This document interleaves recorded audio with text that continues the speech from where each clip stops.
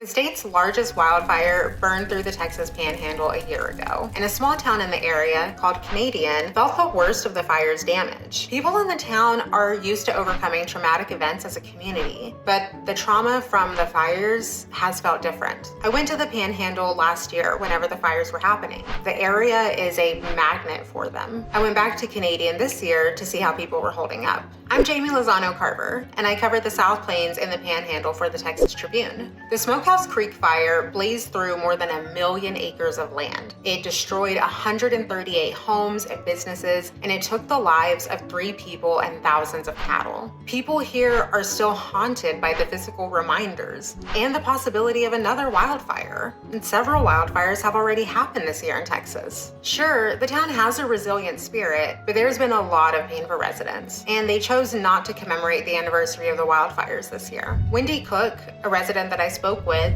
said, "It feels as if there's a shadow. We all know it's coming, and some days it's just harder to take in than others." Wildfires can start for a number of reasons, from human causes like tossing lit cigarettes out the window to environmental reasons like lightning strikes. Last year's fire started whenever a rotted utility pole snapped and the electrical wires from it fell into dry grass. The majority of the High Plains region, which is from the top of the Texas Panhandle down to the South Plains near Lubbock, has had dry and windy conditions recently, making things like grass and bushes much more vulnerable to catching on fire. Like Smokey the Bear says, a wildfire can happen anywhere, and there are 106 counties in Texas with burn bans in place just in case. You can read more about this story at texastribune.org.